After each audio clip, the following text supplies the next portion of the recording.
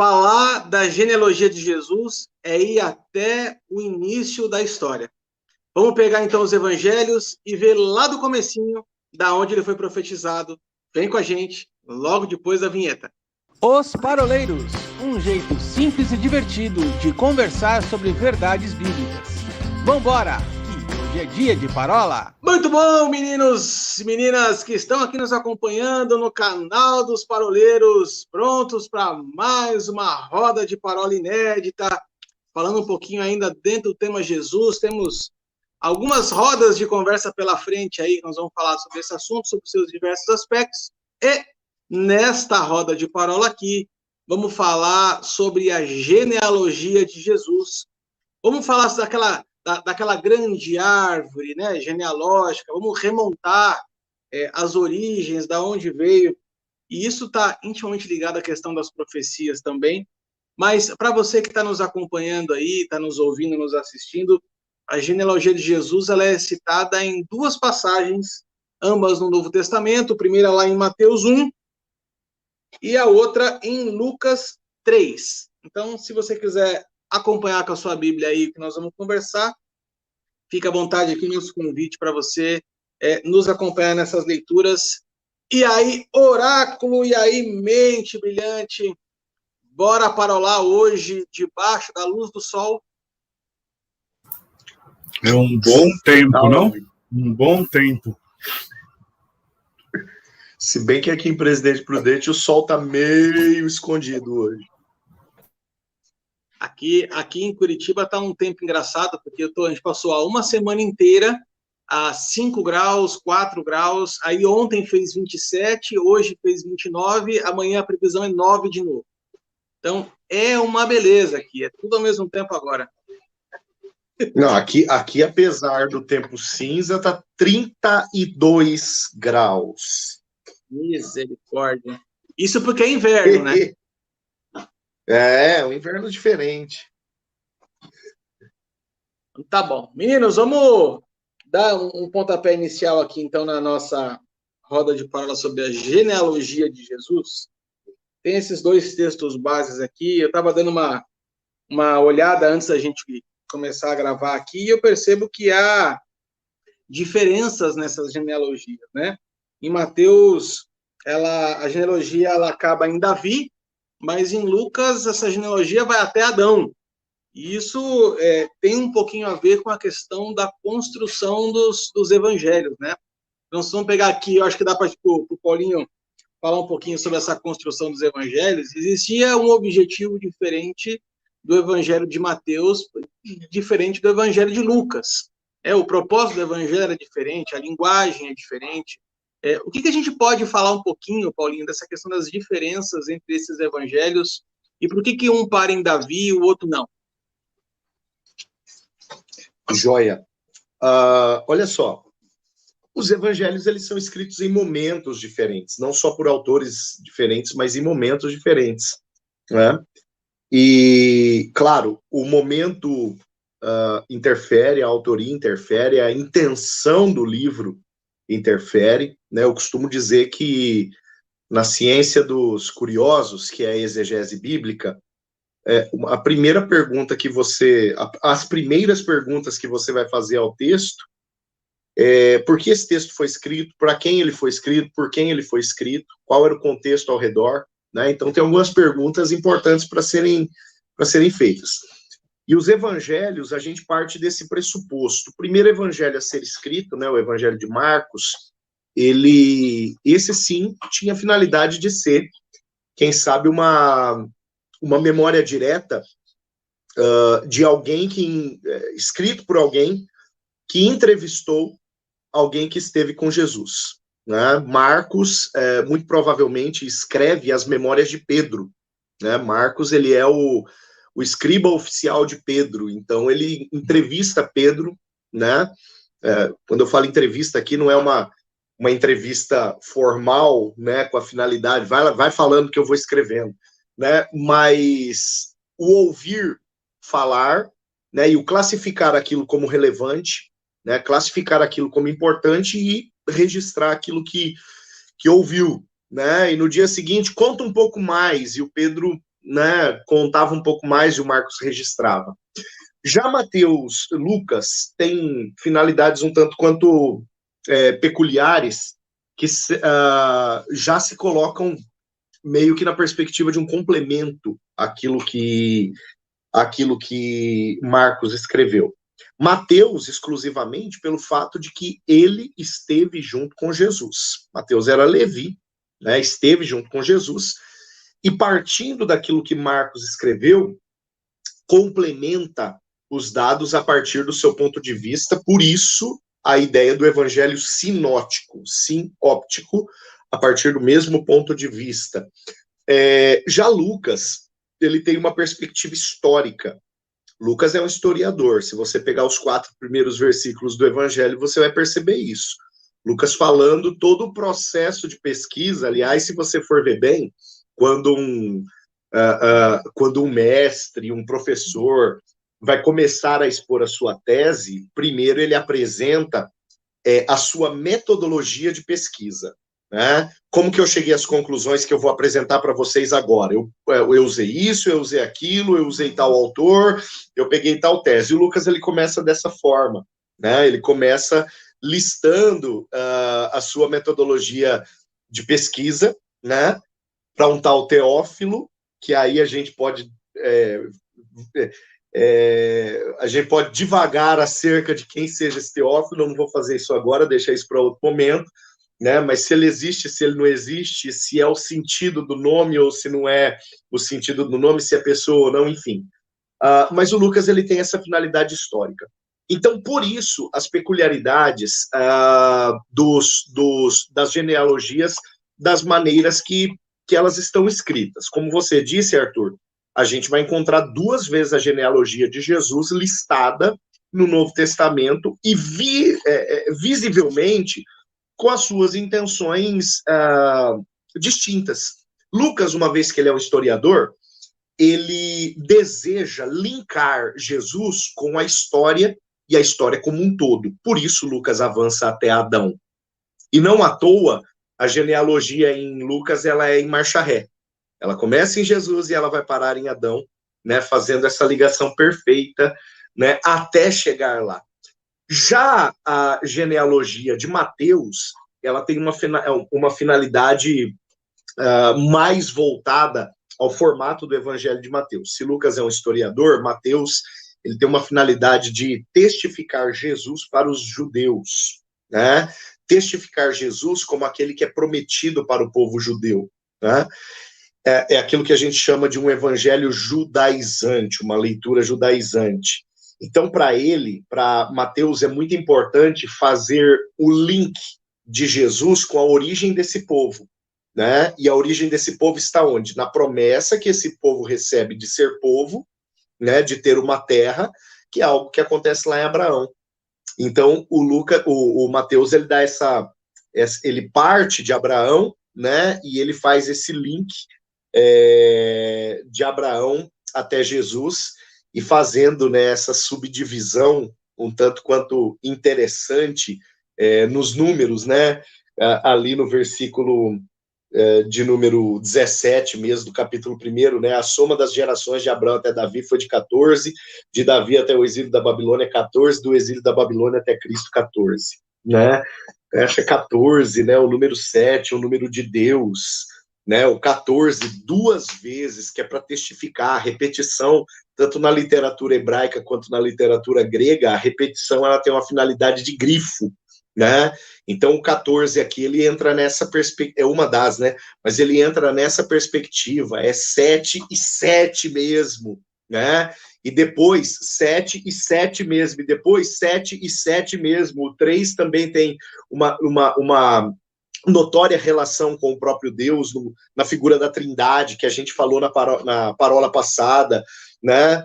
Então, 3 vezes, o 7 repetido, né? Então, tudo isso para testificar como isso que Mateus está falando é de Deus, com a finalidade de atingir o povo de Deus. Então, a peculiaridade dos livros, ela se dá mais ou menos nessa perspectiva, né? Eu não falei de João, né? Eu citei Marcos aqui como um ponto de partida, mas Marcos não entra nessa brincadeira, porque ele não cita genealogia. Não falei de João também, porque João não cita genealogia. É interessante, né? Porque quando nós vamos... gostei da tua perspectiva, e é exatamente isso que eu ia abordar aqui. E uma coisa que me chama a atenção é porque na genealogia de Mateus, ele vai fazer menção a duas alianças. Ele cita a aliança abraâmica, né? E também a própria aliança davídica. Então, é fazendo um reforço ao povo de Israel, dizendo o seguinte: olha, basta você consultar as alianças. Se você consultar as alianças, você vai ver que, de fato, Jesus é o Messias. Você verá que Jesus é aquele que viria de vir e veio. E eu, se fosse vocês, eu continuaria olhando para que você, de fato e de verdade, povo de Israel, não perca a salvação.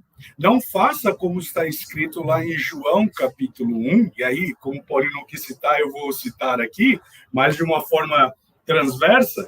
João aqui, na verdade, ele está falando o seguinte: olha, ele veio para os seus, e eles negaram. Paulo vai dizer de uma forma mais dura, Paulo vai dizer da seguinte forma: olha, você, povo gentil, vocês foram enxertados, mas, na verdade, não se sintam como a última bolacha do pacote, a última tubaína da funada. Não se sinta dessa forma, porque, a bem da verdade, você que não sabe o que eu estou falando sobre funada, em breve, Paulinho vai dar maiores esclarecimentos a você.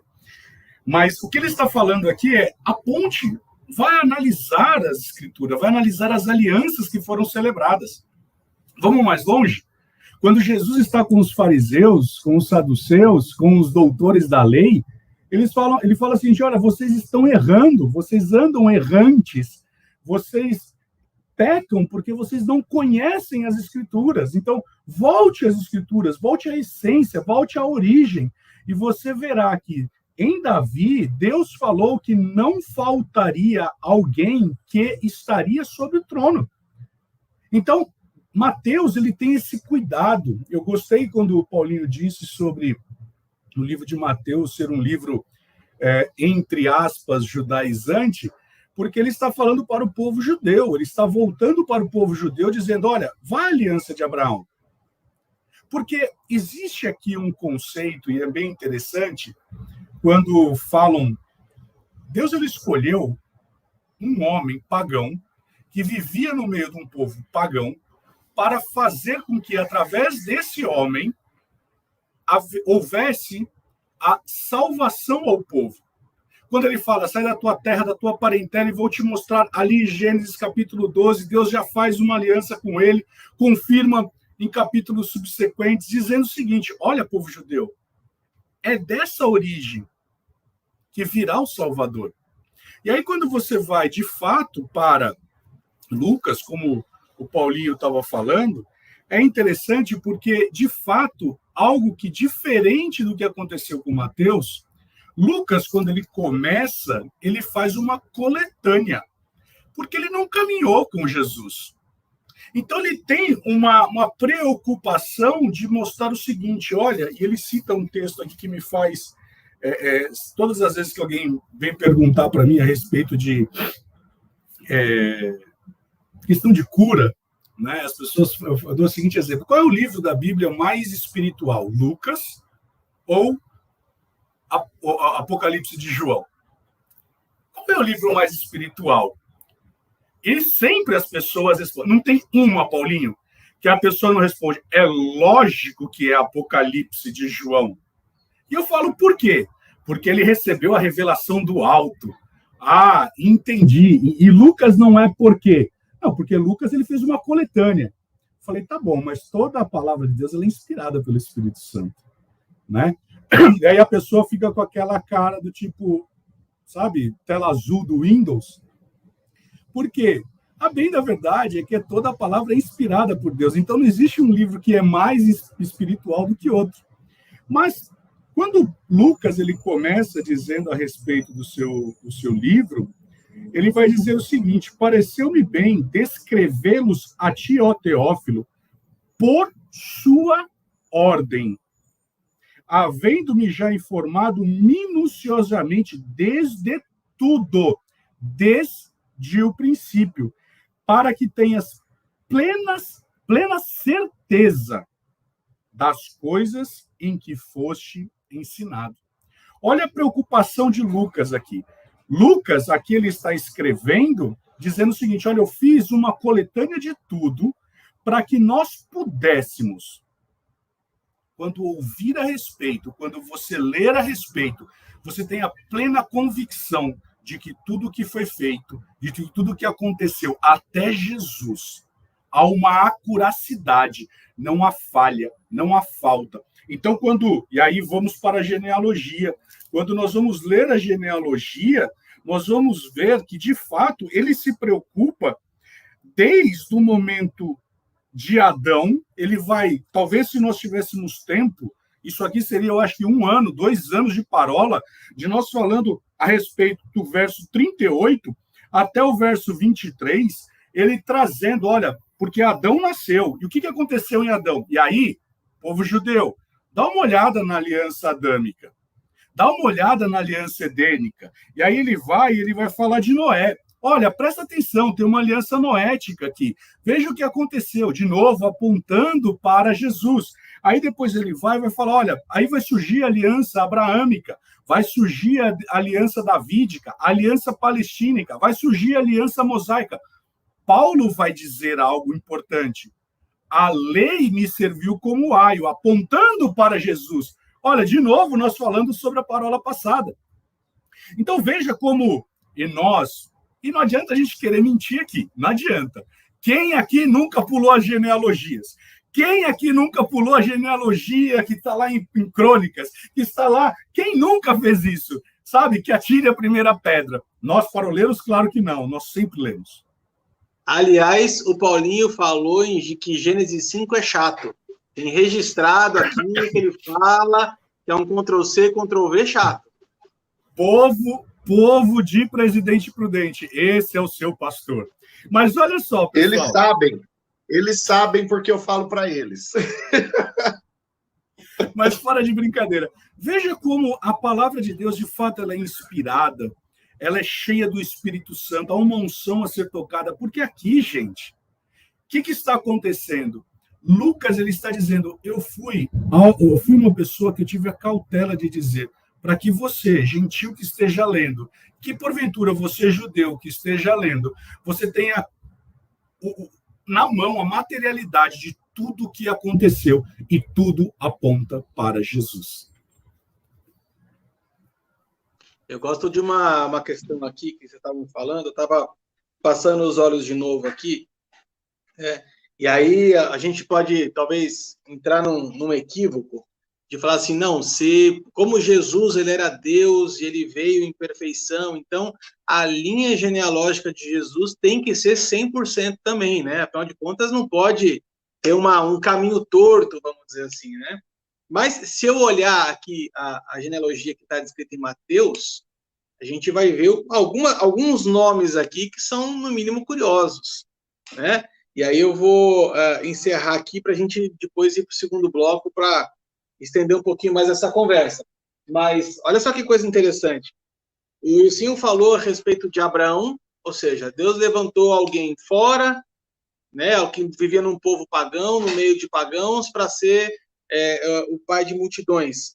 E aí, diferentemente da genealogia de Lucas, que faz menção somente de filhos homens, né, na genealogia de Mateus, a gente vai ver mulheres nessa lista aqui. E interessante é que essas mulheres que estão aqui, elas não fazem parte da descendência direta, vamos dizer assim, mas são agregadas, foram esposas da linhagem, vamos dizer assim. Então, nós vamos pegar aqui Raabe, nós vamos pegar aqui Ruth, né, que não eram, né, uma era de Jericó, a outra era moabita. Então, a gente pega essas linhas. Se nós vamos pegar pela própria vida de Raabe, o que tem uma prostituta no meio da linha genealógica de Jesus aqui? Né? O que tem uma moabita no meio da linhagem de Jesus aqui? Se nós vamos pegar, por exemplo, no versículo 10, uma coisa que me salta aos olhos é Ezequias gerou a Manassés. As escrituras falam que Manassés foi o pior rei da história de Israel. Foi o pior líder, foi aquele que deixou mais desgosto, foi aquele que fez o maior número de atrocidades no seu reinado. E ainda assim, ele consta aqui como linhagem de sangue do próprio Cristo, né? Mas o que me deixa realmente assim admirado com essa linhagem, gente, talvez seja o último nome que me aparece na linhagem. E olha só que coisa interessante. O último nome aqui fala aqui no versículo 16. E Jacó gerou José, marido de Maria, a qual nasceu Jesus. José nem de sangue era. Se Jesus era filho de Maria com inseminação, vamos dizer assim, do Espírito Santo, não há uma incidência de sangue ou de linhagem ou de genética de José em Jesus. Então, toda uma linha genealógica vem sendo desenhada para desembocar em alguém que não tem uma linha genética. Mas isso tem algo profético, hein? Sim, claro que tem. Por isso que eu falei, isso aqui é um gancho para a semana que vem, para a aula que vem. Porque nós recebemos o espírito de adoção a quem chamamos Abba Pai. Ou seja, nós não estávamos na genealogia. Olha que tremendo isso, hein? Né?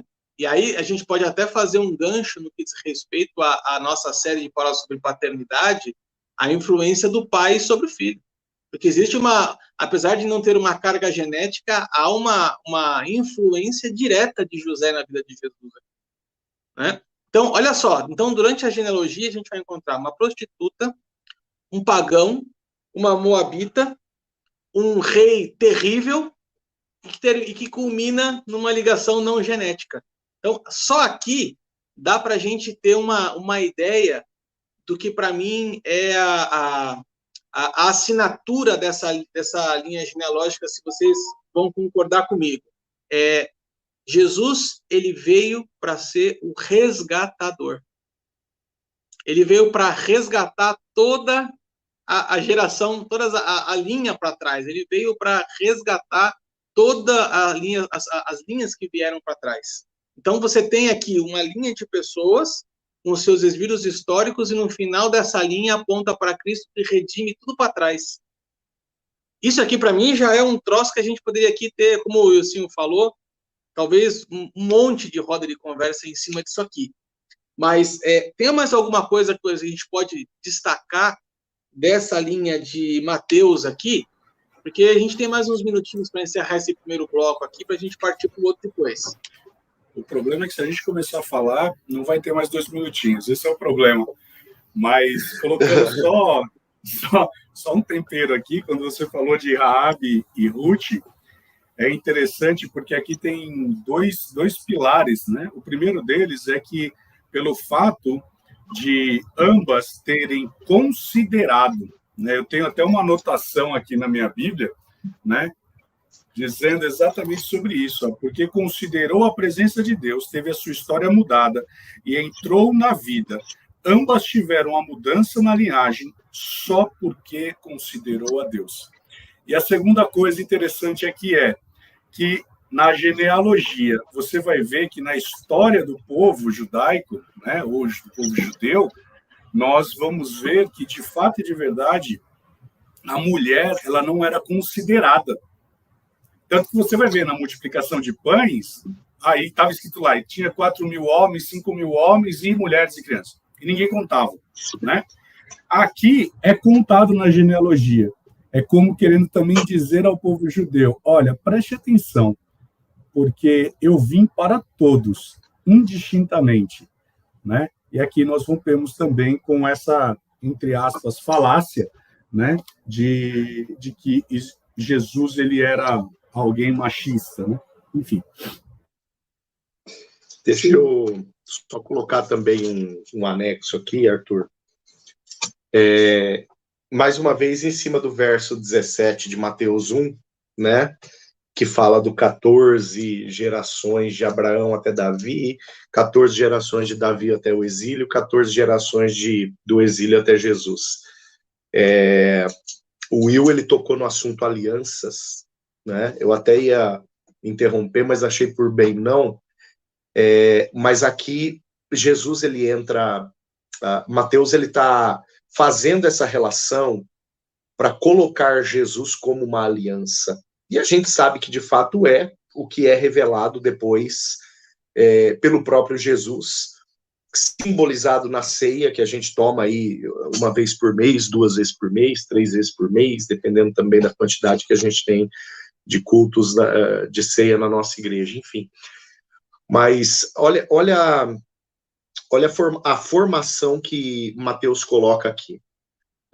De Abraão até Davi, 14, né? Ou seja, da promessa da aliança, até a consumação dela, né? Do povo ser um povo. Davi, ele é o rei segundo o coração de Deus e aquele que era um modelo, né, de monarquia submissa ao Senhor. A gente já falou de teocracia, monarquia em outro momento, eu acho que vale a pena esse relembrar.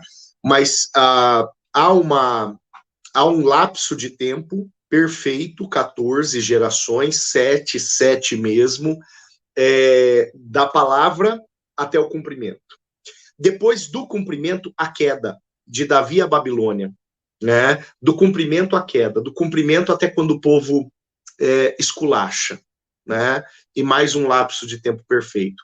Da Babilônia, do pecado, até a nova aliança, Cristo, mais 14, né? Então, aliança, queda, aliança. A ideia de Deus dando uma nova chance para o povo, isso é tremendo aqui. Sensacional. Vamos fazer uma pausa, então, aqui, desta parola 113, falando a respeito da genealogia de Jesus. Então, vamos separar, dar uma pausa aqui e vamos continuar na segunda parte nos próximos dias. Grande beijo para você, fiquem com Deus. Sigam-nos nas nossas redes sociais, no Facebook, no Instagram, no YouTube e também em formato de podcast no Spotify. Um grande abraço para você e até breve. Tchau, tchau.